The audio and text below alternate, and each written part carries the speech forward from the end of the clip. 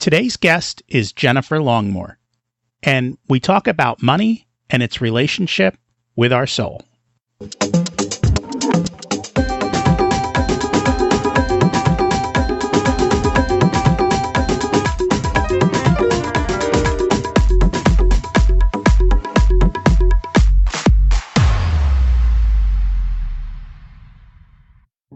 Imagine it's 12 months from now, and you've achieved your major life goals.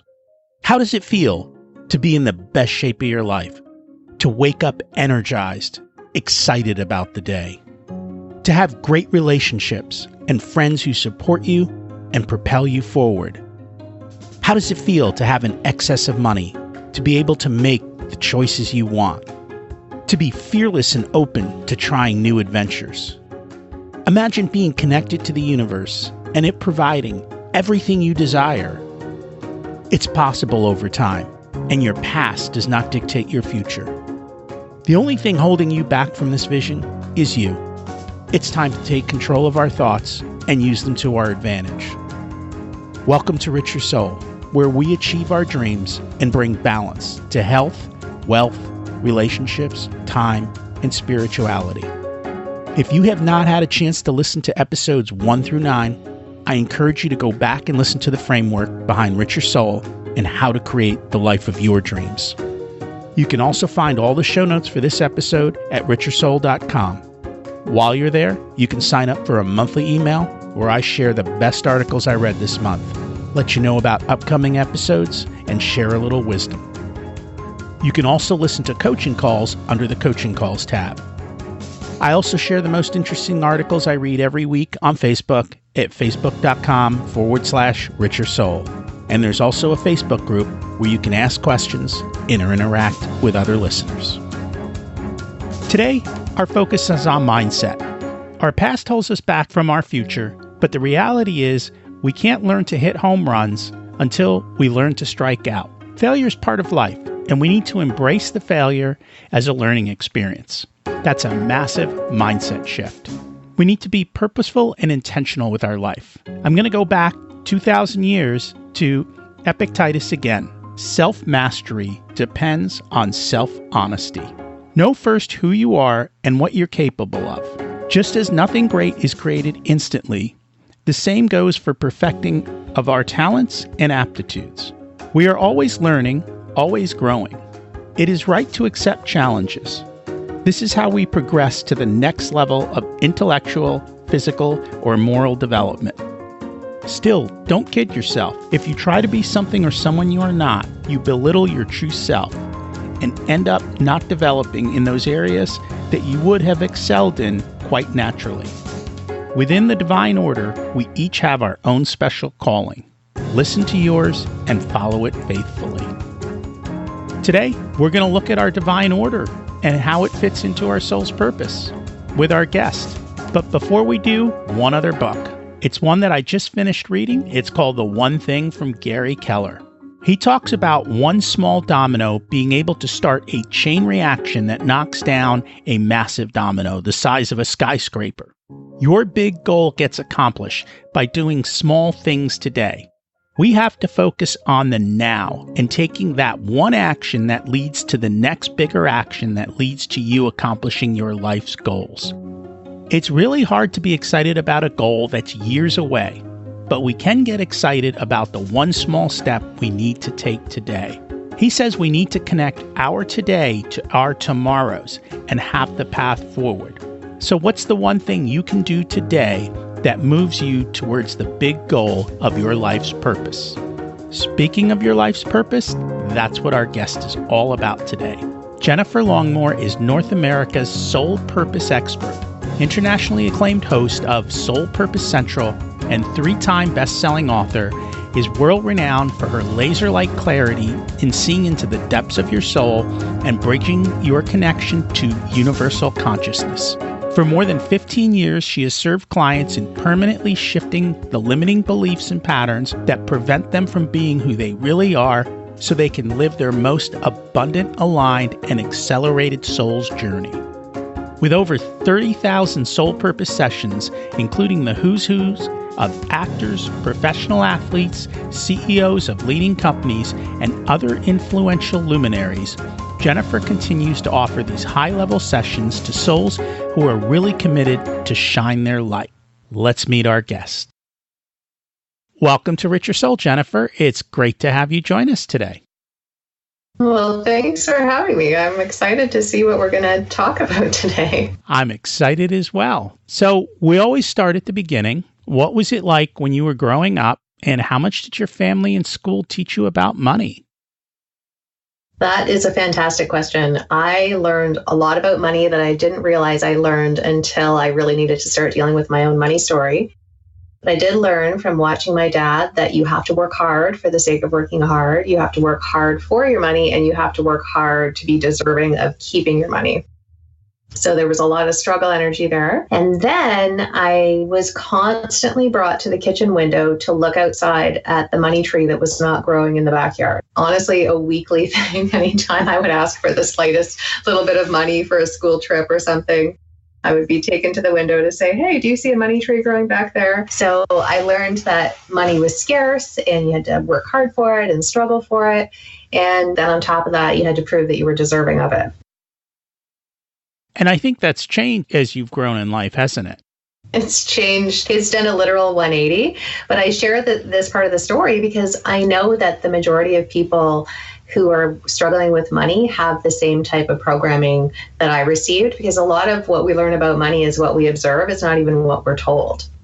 Absolutely. That is kind of how we learn. In that age of maybe about 5 to about 12 it's just from what we observe in the culture that we're in, and being taken to the back window constantly, it's kind of imprinted into us. Exactly. They really wanted to make that message clear to me. But you actually wrote a book called Heal Your Money Story. So why did you write the book? I never expected to talk about money, Rocky. I was doing soul purpose sessions and coaching and power of intention workshops and anything to do with how can we create your best life. And when I was helping people really move their purpose forward and create a package around their purpose, mainly in business, I noticed that people were always throwing money under the bus. Right? Oh, I can't do this because I don't have enough money. I can't leave my partner who I claim is holding me back from living my purpose because I don't have the money. And money just seemed to be that easy scapegoat that people use. Now, I'm not saying that in real time that wasn't a reality. There was a lack of money, but money wasn't really the issue. And I know you get this, and a lot of people listening probably get this, that money is just a magnifier. It magnifies programs and beliefs and patterns and ways of being that are either really awesome and help us create a lot of money, or really illuminate how much work we have to do. So then when I was business coaching these same folks, they were doing all of the busy work under the sun, because as long as we're busy, we give ourselves the illusion that we're being productive and we're focusing on high dividend activities, when in fact they were watching hours of cat YouTube videos and playing whatever Candy Crush and checking emails and writing articles and posting them on sites that had maybe 2 viewers, things that were just so not effective for them, and then wondering why they weren't making money. And I realized that both camps of clients that I had the same thing in common, and that was that money was the reason why they couldn't move forward, and they were sabotaging the very thing that they kept saying they wanted to have more of in their life. So as the forensic investigator that I am, I decided to do a deep dive into why is this happening and how can we move beyond it. So what did you find as to why it's happening? And then the follow-up is, how do we move beyond it?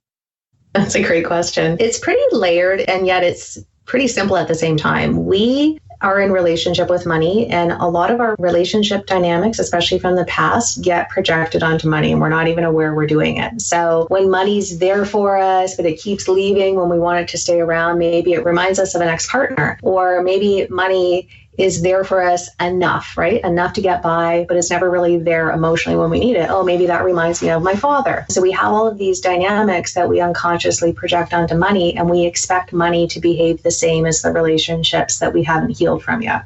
So that's one thing that happens. And then we have all of these programs we already talked about with money. Money equals power. We have that belief. Money's not actually power, money's influence. But as long as we are uncomfortable either in our own personal power or we've been abused, and I don't mean abused necessarily in a traumatic way, but had people abuse their power against us, then we resist the very thing that we don't understand. There's multiple reasons why. But the big thing is we have to do a deep dive into why are we treating money like a person and expecting it to disappoint us like the people that have come before it. We're making it pay for the sins of people that have come before it, if that makes any sense. Somewhat. I mean, I get it because money is nothing more than essentially paper. It's a medium of exchange. And we put some sort of value to it, whether or not that value is real or not real. And the reality is there shouldn't be. I mean, money should be used as a tool, just like all the rest of your tools. And yet, for many of us, we don't have emotional attachments to our other tools. I mean, some people do, but that's not the normal type of thing that's out there. And so it's letting go of that and just understanding it's a tool and then using it as such. But yet there are all of these emotions that are kind of wrapped up with it, unfortunately. Absolutely. So do you have advice of how do we unravel that relationship and make it more positive? I have a really powerful tip, which I know is going to make some people do some Scooby-Doo ears on me, where they go, what is she talking about? But because, like you said, we make money mean something that it actually doesn't mean. Money's just neutral, but we project all these things onto it. And we essentially relate to it like a person, even though we don't realize we're doing it. When we start writing letters to money, like, money, you know what? You really disappointed me today. I specifically asked for you to come around and help me pay this bill, and you didn't show up for me. It reminds me of my grandfather. He used to always promise to come and then we start realizing, oh, when I start getting emotional with money and I start writing out my disappointments or my excitement or whatever, we start seeing the relationships that we're unknowingly projecting onto it. And then from there, just the awareness in and of itself allows us to make different choices. But if we don't know the unconscious things that we're placing onto money, we can never really deal with it. So that's one thing. And the whole point is, even with the Heal Your Money Storybook that you brought up a few moments ago, that's really just meant to help people get their blocks out of the way so that they can finally go and look money in the eyes. And what I mean by that is finally look at their bank balances every day and truly see what's coming in and what's coming out. So many people want to play the ostrich in the sand card and pretend that if they can't see it, that it doesn't exist, right? And the debt keeps mounting and they keep spending the way they are. And then all of a sudden, creditors are calling, or it's time to really take a serious look at claiming bankruptcy or any of those things. And we can't deal with what we're not acknowledging. It helps us to go and meet with a financial advisor, right? When we feel like we can finally look money in the eyes, we can go and talk to someone about how we can best invest our savings or plan for retirement or whatever we need to do. We can really start looking at other ways to allow money in. One of the shifts that I made when I really started to understand the nature of money was I thought, okay, I get it. So instead of me always having to work for my money, I'm going to find ways to put my money to work for me. And that's when I started looking at how to do my own stocks and bonds and so on through my own brokerage account. And I learned how to start investing in real estate, and I learned how to get into collectibles and explore some other money options just to see what I was capable of, but also how money could make me money back without me always having to use my effort to do that. I couldn't have done that, though, if I hadn't have at least started to shift my perceptions of money. And it's funny because we talk about that in the fact that you need to understand your cash flow, meaning you need to see where your money's coming in and where it's flowing to, and whether or not you're happy with that. And then building a balance sheet, which just basically shows how much you own and how much you owe, and trying to make that to be as positive as possible. I mean, there's no secret to building wealth in the sense that you have to bring in more than that goes out, and whatever that gap is, then you take that, and as you talked about, you invest that gap and you make it grow. And the more it grows, the wealthier you kind of become. So it's a pretty simple path, and yet people struggle with it. Absolutely. It's kind of like a diet, right? People will say, I don't know why I'm gaining weight. Well, I know not all calories are created equal, but we can reasonably expect that if we're ingesting way more calories than we're burning off in a day, that we're going to gain weight. Same with money. If we keep spending way more than what's coming in, we're going to keep accumulating debt. And debt in and of itself, boy, is that ever a loaded energy. The word debt and the word owing are very synonymous. And what I've started to see with clients, and this is just me being the forensic investigator, right, and studying thousands and thousands of people in the conversations I've had, that when we have been told by our parents or someone else that we owe them, a lot of people feel like, oh, well, I owe my parents my life. They gave birth to me. Oh, I owe my parents every detailed explanation as to what I do with my life and my money, even though I'm 45 years old, because they're my parents. I owe them. Or the world owes me, I owe the world, I owe my teachers everything. Whenever we start putting that kind of thought cloud out there, I notice a direct correlation between the level of debt people have and the level they believe either someone owes them something, directly or indirectly, or that they owe other people things. I don't know if you've noticed the same thing.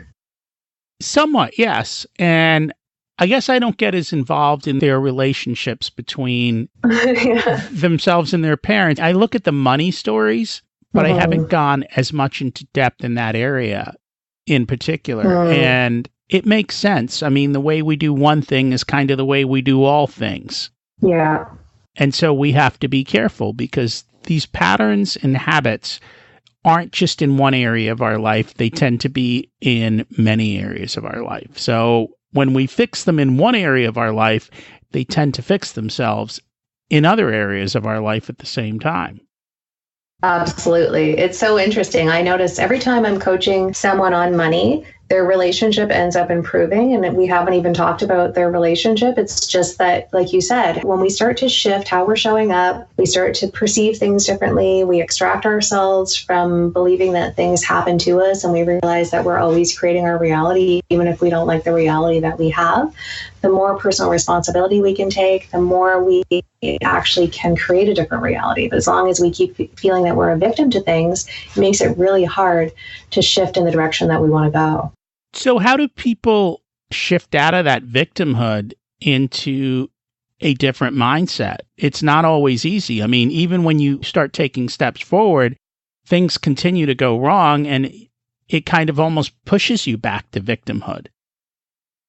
Absolutely. There's so many things that we can do, and I know it sounds maybe a little bit simple, but if you can bear with me, I'm a big believer that whatever we surround ourselves with and put in our bodies as well dictates how we view the world. So the more vibrant we are, the more we're willing to see possibilities, the more we're willing to see beyond what we think people are showing us, the more we're willing to see the glass is overflowing as opposed to half full or half empty. So sometimes it just starts with making sure we're drinking enough water, eating foods that have a lot of color in them instead of eating beige and sugary, boring things, and making sure that we're feeling vital, because when our mood is frumpy, when we're feeling low energy, it's really hard to stay in an upbeat mood. But then on top of that, we have to manage our mind. That's the biggest thing. And I'm sure that's already coming across right now. A good chunk of the work I do, just aside from doing strategy and evaluation and planning and so on, it really comes down to mindset. Because when the mind is on board, all of the action-oriented things become really easy for someone to do because they have a level of confidence. But that starts with us taking ownership, writing in our journal every day, writing all the things we're grateful for and writing all the things that we're grateful for that are on their way, that we want to manifest. Because gratitude is a very high vibration, and it's really hard to be angry or sad or jealous or any kind of other emotion that would be considered a lower emotion when we're in the spirit of gratitude. And then on top of that, writing out our intentions for the day. If I decide that I want to have a peaceful day, and then I go and open up my emails at 7 a.m., I don't get to play the victim that everyone else's agenda has now been thrown in my lap, and I have to put out all kinds of fires because the choices that I should have been making should have been in alignment with what's going to allow me to have a peaceful day today. So you're saying don't open the email? Well, I'm just saying, hit delete. Well, exactly. Or get your team to do it. They'll let other people set the tone for their day. If we don't decide what kind of day we want to have, someone else will. Because there's always someone that has a problem. There's always someone that wants to process ad nauseum the same thing they've been talking to you about for 5 years, about how crappy their marriage is or how unhappy they are at their job or whatever. There's those folks out there that are going to happily take our time if we don't decide how our time is going to be used that day and who gets access to it and who doesn't. And I know it's not as simple as that because sometimes we're living with these folks. But I'm just talking in general. When we hold ourselves to account to be in a certain mindset and a certain frame of vitality in a given day, then it really dictates how we show up to meetings and how magnetic we are with the types of opportunities and money and so on that comes to us. We're able to see things we couldn't see because we're open, right? That's the big thing. We just need to be open to see possibilities. When I got the really strong intuitive hit a few years ago to build a real estate empire, that's exactly what this hit was. I thought, oh my goodness, this is so crazy. That's not me. I used to be a public servant. I worked as a forensic investigator for years. I'm doing all of this out of the box stuff with my clients, and now I have to go build a real estate empire. That doesn't make sense. So I followed that because I was willing to be open and use curiosity to lead and see where that would take me. And oftentimes in life, the things that seem the weirdest to me that I still follow are the ones that are the most fruitful and really surprise and delight me. But I'm never going to know that if I've already decided that it's too hard or it's too much work or I'm not qualified enough or I don't know enough about X, the things that we tend to do when we don't pursue opportunities. And I kind of use a very small word for that, which is yet. I don't know how to do that yet. And that kind of opens up the possibilities and it allows for those types of things to occur because it says it's possible. I love that. That's great. So you have an acronym that you use for the word job. I'd love for you to share that. Yeah, people find it kind of funny. I thought everyone knew that. But when I worked in a JOB, which stands for just over broke, I was literally living above the line or living below the line, right? I mean, just above the line or just below the line. I either had just enough to pay my bills or just enough to pay the minimum interest on my credit card or not quite enough. And that is a yucky place to live. No matter how much my salary increased, even when I got promotions, I still only had enough to get by. And I believe that when we have a job, someone says, here's what you're worth. And they put a money ceiling over your head. And then you go, yeah, I agree with you by way of taking the paycheck. So you doubly reinforce that, yeah, I'm only worth this. And there's something very limiting about that we don't even realize we're doing, but somehow the money seems to find a way to disappear. If anyone's worked in a job, you know, there's always someone coming up to you and asking you to buy chocolates for their kids' hockey team. There's always someone having a baby shower, bridal shower. Someone needs to, sell mittens to babies in the hospital. Not that any of those things aren't valuable or important. It's just that there's always someone coming at you for money. There's always clothes you have to buy to look a certain way. You're getting invited out for lunch or after work to go for drinks constantly. And before you know it, all of that stuff's on your credit card. And what was once a $10 sandwich after work becomes like a $20 sandwich when you're paying interest on it. Absolutely. And on top of that, just the level of marketing today just constantly shows you that you are not enough and you need to buy this to be enough. And that's something that kind of keeps popping up, this concept of, am I enough or you're not enough? What are your thoughts on that? I love that question. That's something I ask all the time with my clients. I always want to check in on what's their worthiness set point, what's their deserving set point, because sometimes we can believe we're worthy of something, but we don't feel we're deserving of it. We feel like because we've done something bad in the past that we are somehow in a mental prison for 50 years and we're not allowed to receive anything. We don't even realize that's there. Or we can feel deserving of something, but we sabotage it in the front end and we never really receive it. I see people do that all the time. Worth is a big thing, and I hear that from a lot of people, and it makes them emotional because they don't even realize it's there. And I'll say, well, what is preventing you from allowing more money in, or what is preventing you from moving from making $5,000 a month to $10,000 a month, which is what you're wanting to make. And when they sit with it, they say, I don't know if I'm worthy of that. I don't know if I'm worthy of raising my rates. I don't know if I'm worthy of reaching out to someone I haven't quite met yet and inviting them to have a conversation with me. I don't know if I should approach this client that, just finished working with me a month ago, even though they said they want to keep working with me. I don't know if I'm worthy of that. And so as long as we're energizing the not enoughs, we're not qualified enough, we don't have enough time, we don't have enough money, we aren't thin enough. I hear that a lot too. Oh, I just need to lose 10 pounds before I do my own YouTube channel or before I go and do speaking gigs. Like, it's not about the 10 pounds. It's not about the money. It's always about what's underneath that, those deep fears that we were talking about before, the fear of power, the fear of being the tall poppy, right? The tall poppy always gets chopped down first, basically attacked.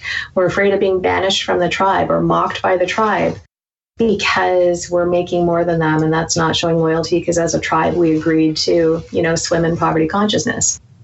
We're afraid of speed. We know that money creates speed.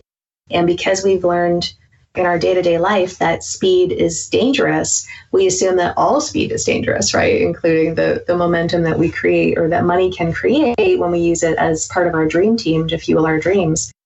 So when those fears are present, we're going to constantly stop ourselves because we're swimming in the not enoughs. We tend to swim in the too much, not enough continuum, right? I'm too stressed, I'm too fat, I'm too whatever, or I'm not enough X.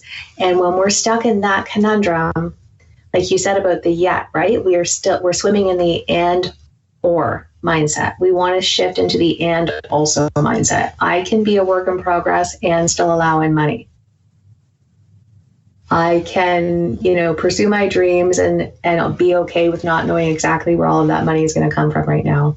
But when we're in that black and white, this or that mentality, it makes it really hard to see beyond what else is possible for us. And I think that's what happens too often. Everyone looks at decisions as black and white, yes or no.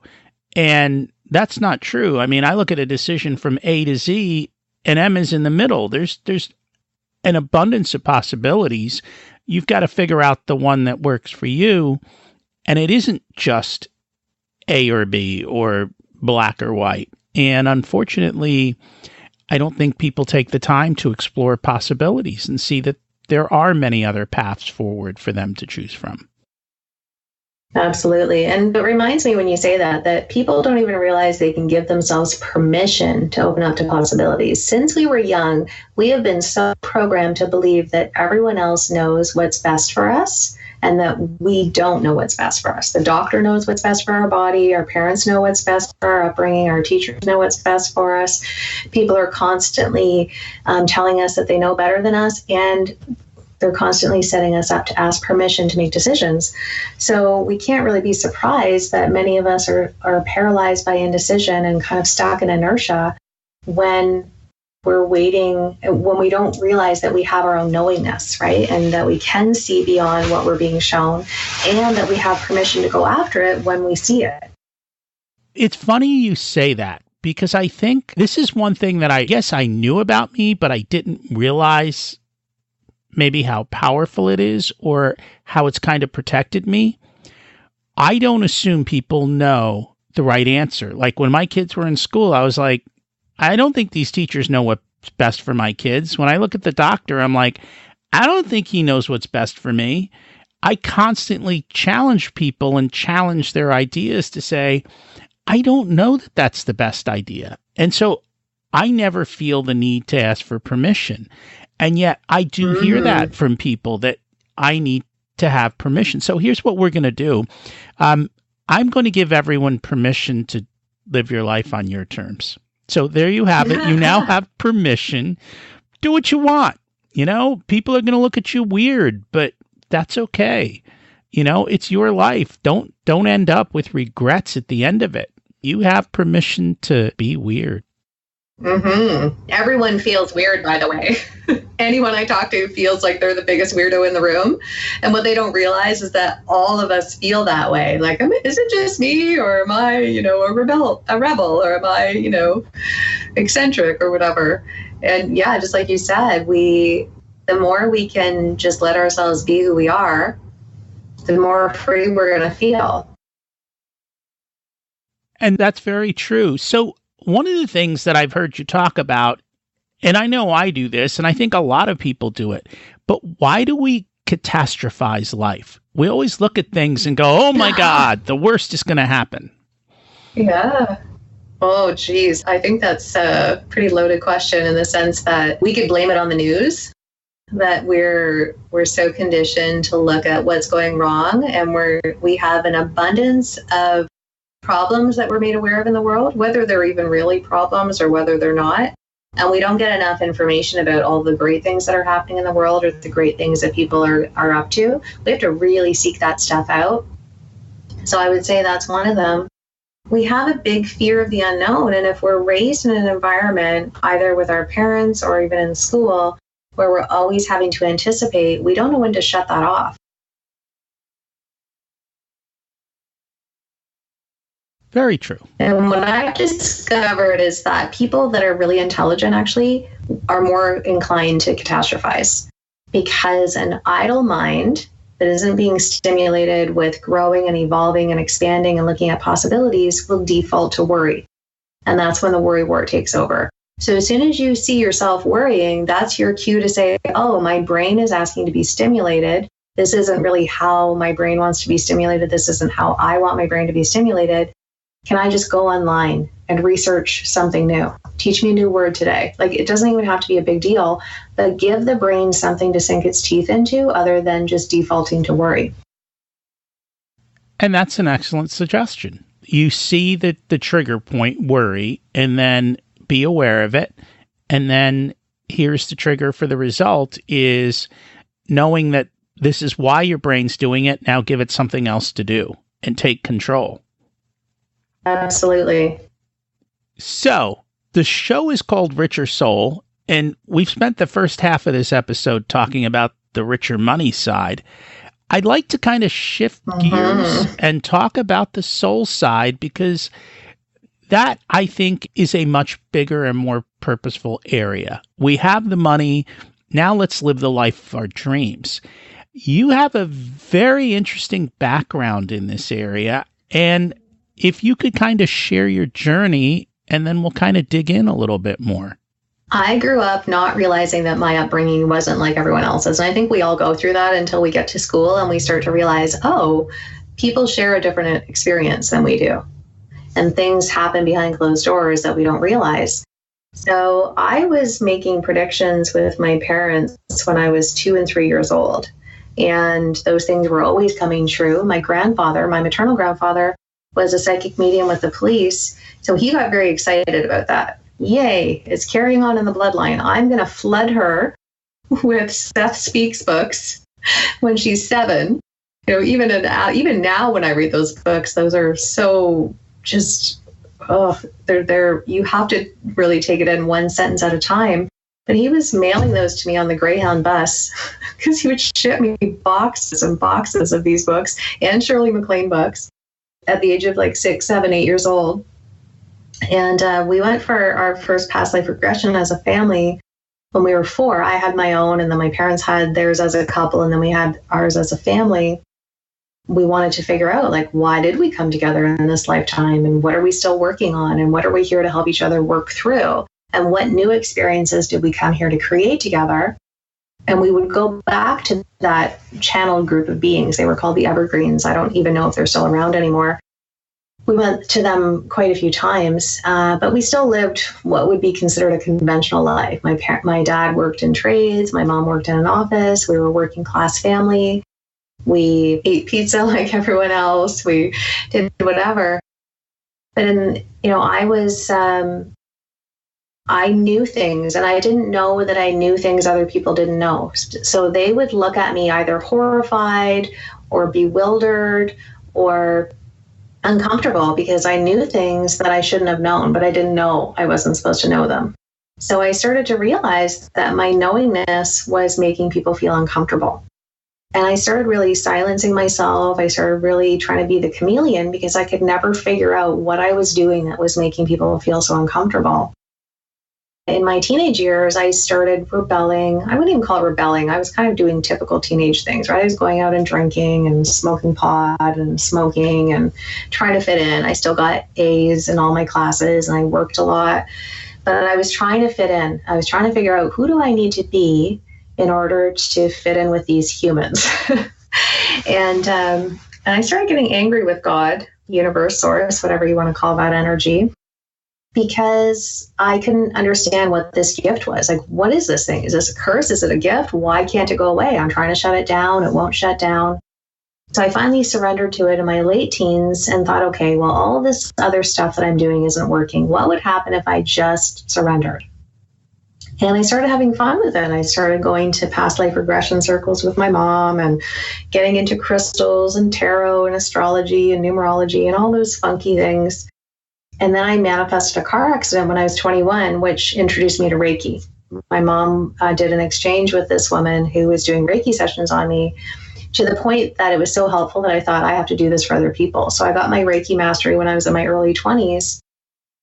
That put together some pieces for me. I had the energetic language, and then I had the intuitive language. I felt like I had what I needed to do the stuff that I was doing. And I was also working in forensics at that time, and it's challenging to work in that much red tape when, first of all, your vibration is high from doing all the Reiki and you're dealing with really toxic situations.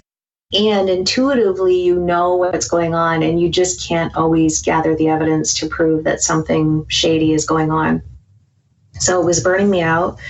And on top of that, I was kind of in my mid 20s, maybe late 20s. I just had this realization one day, like, oh my goodness, I'm living just above the line. I'm living just below the line. I can't possibly do this for another 40 years. This is already exhausting me. If I have to keep doing this for another 40 years, I just don't know how I'm going to be able to do it without being on antidepressants or something. It was just too much. It was so stressful. I had massive adrenal fatigue. So I just put it out there and I said, okay, there's got to be a better way. Show me a better way. And I started meeting people that had businesses doing all the things that I just didn't even realize you could. I thought, well, who am I going to apply to for a job being a Reiki master or doing Akashic record readings when I don't see any jobs out there? And entrepreneurship hadn't occurred to me until I started meeting other people that were doing that. And that was a pivotal moment for me. So when I left that job, I went to work in corporate and I did forensic investigations in corporate. But the benefit of that was I actually truly worked 9 to 5 instead of like 7 a.m. until midnight every day. So I had the time to decompress, to heal my adrenals, to start going to these networking meetings and learning this alien language that they were speaking, right? Because I didn't understand any of this jargon. I knew my forensic jargon. I knew my corporate jargon. I didn't know entrepreneurial jargon yet. And I started making connections and really getting a feel for what these people do, right? I still kind of viewed them as these outsiders. And then after I left corporate 2 years later, I just eventually took the leap and trusted that the net would catch me, because that's really all we can do, right? There's never going to be a perfect time to start a business. There's times that aren't necessarily good times to start a business, but there's never really a perfect time to finally do that trust fall and trust that your business is going to catch you. So that was 15 years ago, and things have been amazing ever since. And that's awesome. So right now, I guess you're working as a soul purpose coach. And I guess my question is what does it mean to discover your soul's purpose? Oh, that's a great question. So many people are searching for their purpose. And when we start searching for things, that means that we're lost, right? That we've lost our way or we've lost our purpose. We have to keep searching for it. And people can get very panicked about that. So I say that it's better to just pay attention to what's lighting up, pay attention to the things that you are so passionate about that you would actually pay for the privilege of doing that, and pay attention to the problems that you keep noticing that don't seem to have solutions. I don't mean in your own life, but just in the world or in the circles around you. And that often gives us clues as to what we're here to do. There's a lot of simple ways to find our purpose. There's great books out there, but even just working in the Akashic Records, obviously I'm biased because I've been working in them for so long, but people get instant clarity. And as soon as we have instant clarity, there's a homecoming, right? There's a realignment, like, okay, now I can stop expending energy searching and I can just go and do my thing. You've mentioned these records. Can you explain to people what they are and how they are read? Absolutely. So the Akashic Records, some people view it as an actual book. Some people view it as an actual library of books. Some people see it as a spark of light. Some people feel information, hear information. There's no right or wrong way because we each have our own way of interpreting energy. But it's the container of energy that holds our soul. So it holds all the information about every thought we've had, every action we've taken, past, present, and future. It holds information about our soul's blueprint, our wealth blueprint, the things we're here to do to expand our wealth blueprint in this lifetime, and the ways that we can make money that are easy and in alignment with our soul's purpose. We can find out why we chose the parents we did, why we have certain health ailments and what they're teaching us. There's just so much information to receive in there.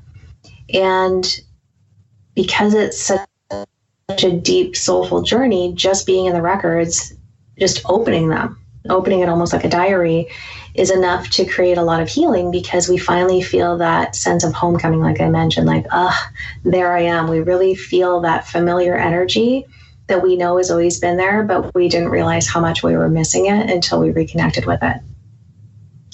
And then we can ask all the questions we want about our purpose, and making sure that we're not trying to figure everything out with our human mind, right? That we're consulting with our guides, essentially, to make the most aligned decisions, to really try to live our path in such a way where we stop falling in every pothole and getting stumped by every barrier and every obstacle, and we can walk as smooth of a path as possible, as long as we're here on the planet living this journey.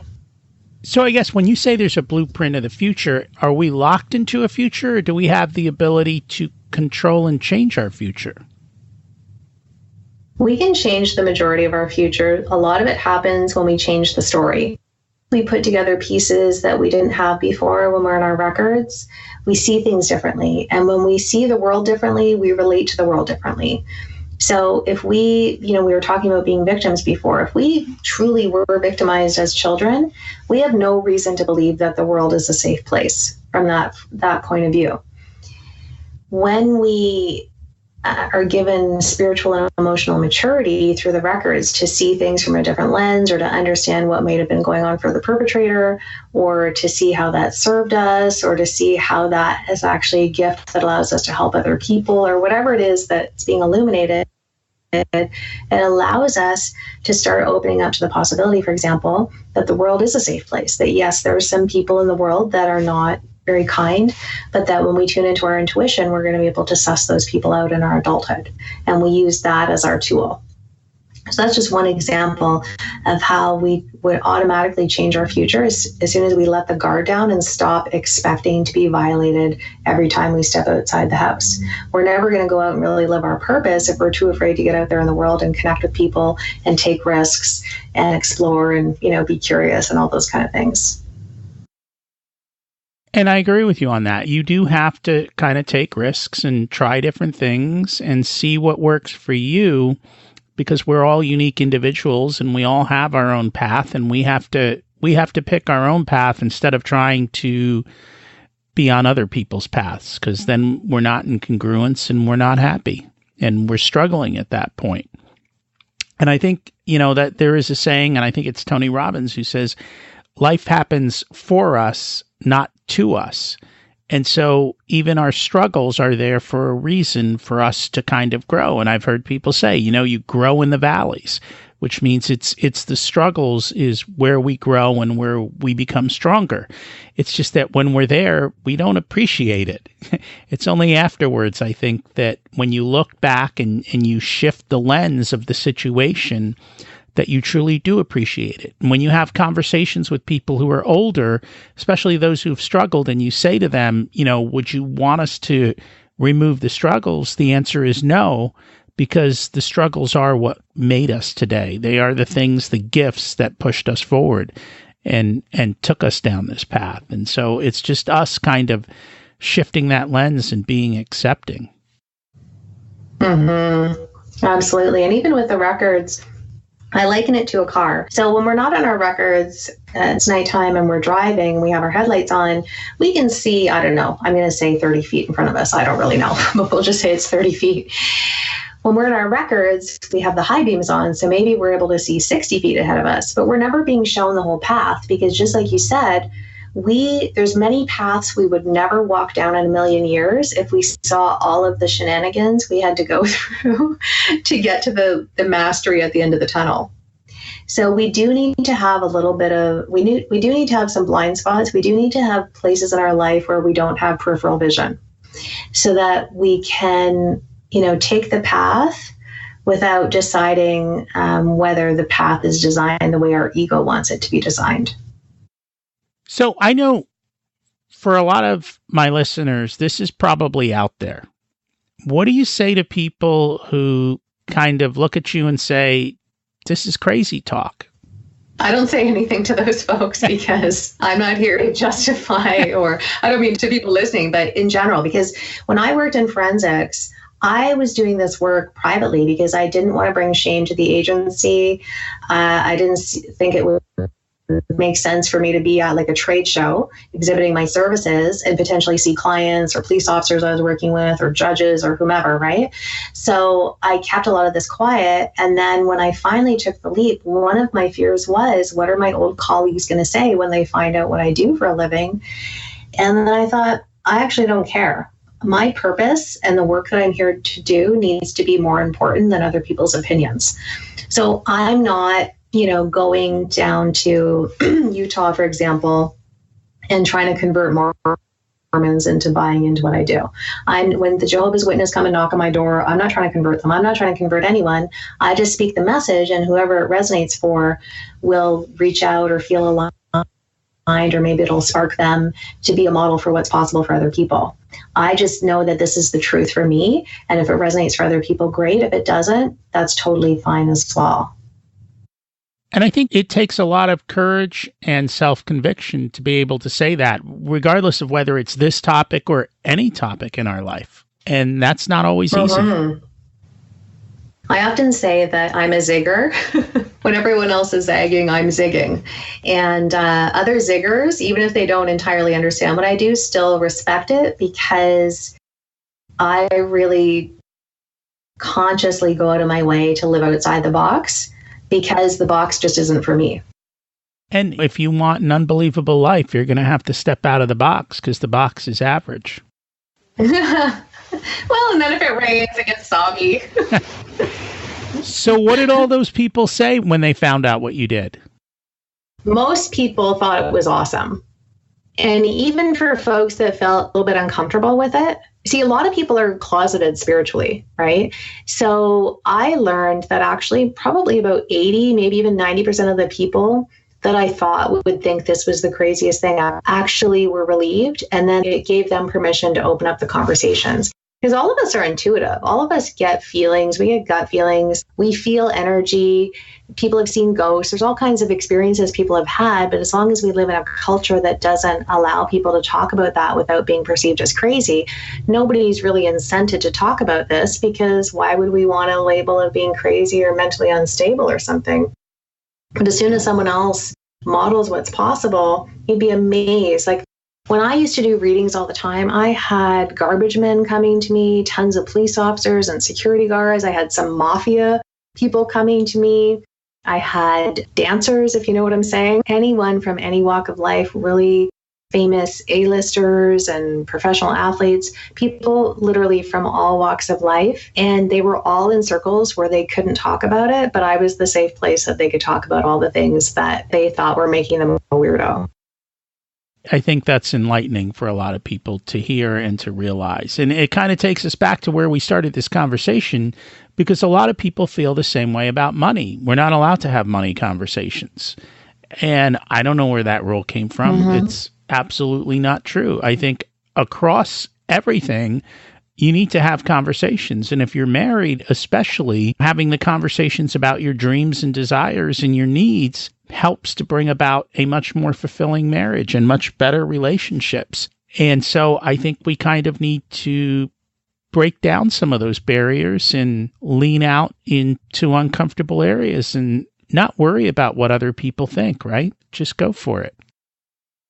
What's the worst that's going to happen? Yes, absolutely. Someone's going to say you're crazy and they're going to banish you from their life. Well, that actually is of service, right? Because if people can't accept us for all of who we are, then there are a ton of other people. There's 8 billion people on the planet. I guarantee each of us has a tribe of people that is grateful that they've had the opportunity to connect with us and to feel like someone gets them and that they get to speak the same language with. And that's very true. I think it's a lot harder in today's world to find your tribe. In the old days, your tribe was kind of your family in that very small group of where it was that you lived. But today, our tribes tend to be much different. We're all in a variety of different places. We have different personalities. We have different desires and different dreams. And finding that tribe of people who are kind of in line with you, I think in the past was difficult. But today, with technology and with social media and all of these opportunities, it is easier than ever to find your particular little weird tribe of people that kind of support you and help you on your journey of whatever it is that you choose to decide to do. Absolutely. The same is true for entrepreneurs, right? Even regardless of what your spiritual inclination is as an entrepreneur, people can think you're a weirdo, especially if all they know is that the only legitimate way to make money and the only respectable way to make money is to have a job and work for someone else and make someone else rich. Then a lot of entrepreneurs struggle too, right? Trying to find people that speak their language. I always talk about how important it is to surround yourself with people that get you, and that not everyone's going to be able to handle money conversations like you were talking about. My parents get weird around money. They are kind of curious about what I do in my business, and it's obvious. They connect the dots and they see what kind of car I drive, and they see that I'm traveling around and going on TV and doing these different things. So they're assuming I'm doing well, but they don't know. And because my gut tells me that they don't have the capacity to actually have the conversations, I can feel them getting weird. I can feel them pulling back, or I can feel their energy shift when they ask me questions. So I don't talk with money about them in that way. I might get their input on what they're doing for investments, but even their investment style doesn't match mine, right? I can't be taking money guidance from them because they're just speaking a different language to me. Same with people that have a job. I have friends that have jobs, but I just don't talk about my business with them because they don't get it. So it's just one of those things that I divert the topic when it comes up, because I don't need to expend energy trying to buffer judgments and misunderstandings and assumptions people make, because I'm not really here to justify my existence to other people, nor any of the rest of us for that matter. I think that takes a lot of personal conviction, because I think too often everyone's trying to fit in to whatever tribe they happen to be local to, instead of standing up and saying, no, this isn't what I want. This isn't the path I'm going to take. I'm going to do something different. And at the end of the day, I mean, it's fear that drives it, but what's the worst that happens? I think if you keep getting up and you keep trying, you may fail, but over time, you will get better if you continue to do that and you're intentional, and you will end up in a much better place as long as you keep putting in the work and the effort. Absolutely. Is there anything that we should have touched on today that we have not gotten to yet? Oh my goodness. I'm sure we could talk about all of these things in much more depth, but I do think we covered a lot of territory today for sure. And I always like to ask, what's one action step that people can take today to move forward? Oh, Well, I would say really finding mindset practices that work for you, whether it's doing a gratitude journal, whether it's writing intentions, whether it's picking some mantras and really working with it. One of the questions I like to ask myself is, where am I willing to be right?